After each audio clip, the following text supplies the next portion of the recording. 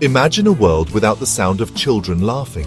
Think of a school playground, but instead of shouts of joy and the rhythm of a skipping rope, there is only silence.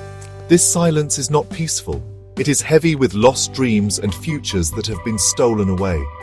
This is the world that millions of children are forced to live in, not by their choice, but by the circumstances that surround them. Childhood should be a time of learning, playing, and dreaming about who you will become. It is a precious garden where the seeds of curiosity are planted. But for too many, this garden is paved over with hard work, long hours, and the heavy weight of adult responsibilities. We lose something precious as a human family when a child's laughter is replaced by the clatter of tools or the quiet sighs of exhaustion. This silence is the sound of child labor. It is the sound of a childhood that has been cut short, a story that is not allowed to be written. When a child is forced to work, they are not just missing out on playtime, they are missing out on the very essence of being a child. They are denied the chance to go to school, to learn about the world, and to discover their own unique talents. Their hands, which should be holding crayons and storybooks, are instead holding bricks, washing dishes, or weaving carpets. Their minds, which should be filled with wonder and questions, are instead filled with worries about earning enough to eat. It is a quiet crisis, happening in the shadows, but its impact echoes through generations, silencing the potential of our world's most vulnerable people. In the valleys and cities of beautiful Nepal, this silence can be heard if you listen closely. It is in the early morning clatter of teacups in a restaurant, served by a boy who should be in a classroom. It is in the rhythmic thump of a loom in a dark factory, operated by a girl whose fingers are nimble, but whose spirit is tired. These children are all around us, but they are often invisible. We see them, but we do not always see their struggle. We forget that behind their small working bodies are big dreams that are slowly fading away. The dream of becoming a teacher, a doctor, or an artist is replaced by the harsh reality of survival. This is the tragedy we must confront. Every child holds within them a universe of possibility. They are the future scientists, leaders, and peacemakers of our world.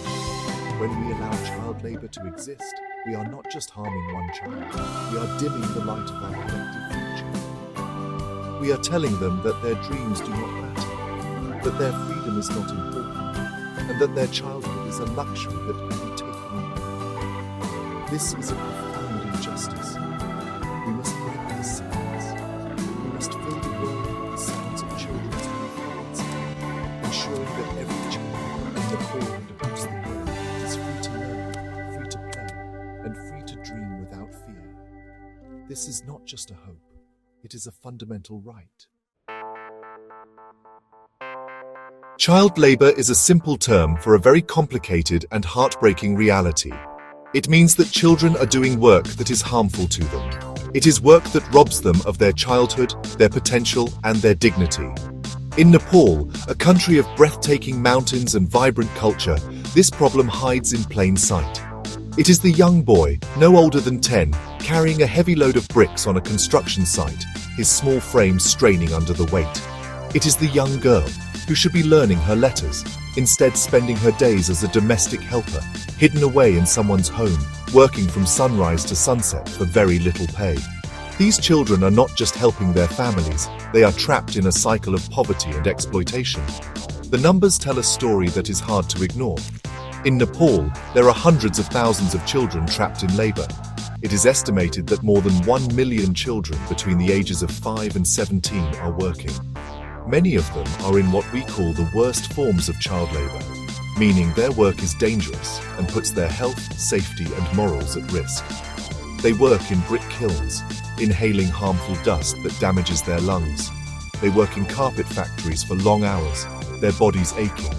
They work in restaurants and hotels, facing risks we would never want our own children to face. Their work is not a choice. It is a cage built by poverty and a lack of opportunity. Why does this happen? The main reason is poverty. When families struggle to find enough food to eat or a safe place to live, they can feel like they have no other option but to send their children to work. They do this not because they do not love their children, but because they are desperate.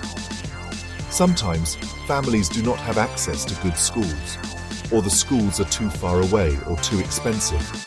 In some places, it has become a normal part of life, a tradition that is difficult to break. But a tradition that harms children is not a tradition we should keep. It is a chain that we must break for the sake of every child's future. The work these children do steals more than just their time. It steals their future. A child who works in a brick kiln all day cannot go to school. A child who cannot go to school cannot learn to read or write. Without an education, their chances of getting a good job as an adult become very small. They are likely to remain in poverty, and the cycle continues with their own children. Child labor does not solve poverty. It creates it for the next generation. It is a dead end, a path that leads only to more hardship. Every child forced to work is a promise that has been broken, a future that has been lost not just to them but to all of us.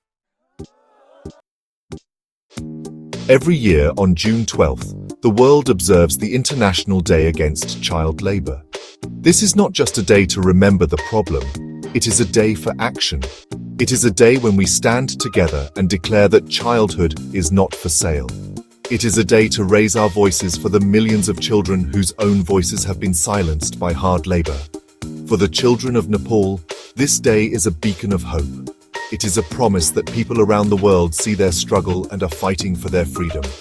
It reminds us that every child has rights.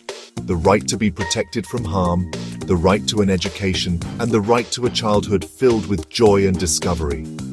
This fight for justice is not something that happens only in government meetings or in faraway places. It happens in our own communities, in our own neighborhoods. It begins when we decide to open our eyes and truly see the children around us. When you see a child working in a tea shop instead of playing with friends, do not look away. When you hear about children working long hours in a factory, do not stay silent. Speaking up is the first step. We can talk to our friends, our families, and our teachers about what we see.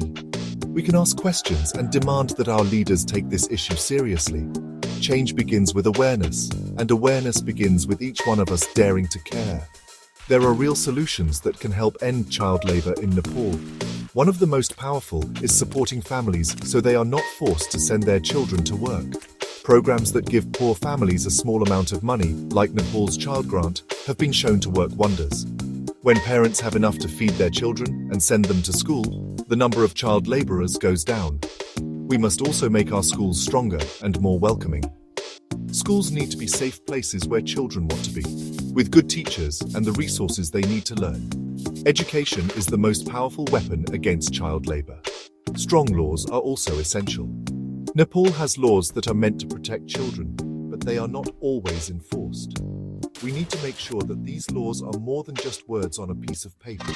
The government, community leaders, and every citizen must work together to ensure that anyone who illegally employs a child is held accountable. Creating change. Free zones, as some communities in Nepal have successfully done, shows that when everyone works together, parents, teachers, business owners, and local leaders, it is possible to create a safe haven for children. It is a difficult fight, but it is a fight we can and must win. The journey to end child labor is long, but it is a journey we must walk together, hand in hand. The future of Nepal, and indeed the future of our world, rests on the shoulders of our children. But these shoulders should not be burdened with heavy loads of bricks or the weight of an entire family's survival. They should be free to carry backpacks filled with books, to reach up to the sky with dreams, and to embrace their friends in play. The fight to give every child back their childhood is a fight for the very soul of our humanity. It is a promise we make not only to them, but to ourselves. A promise to build a kinder, more just, and more compassionate world.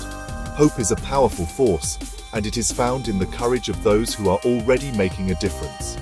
It is found in the teachers who go the extra mile to keep children in school.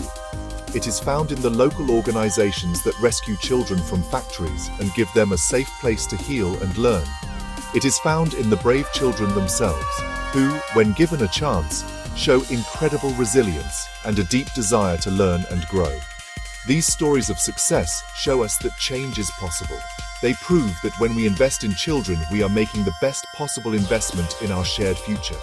Every child freed from labor is a victory for all of us. So what can you do? You are young, but your voice is powerful.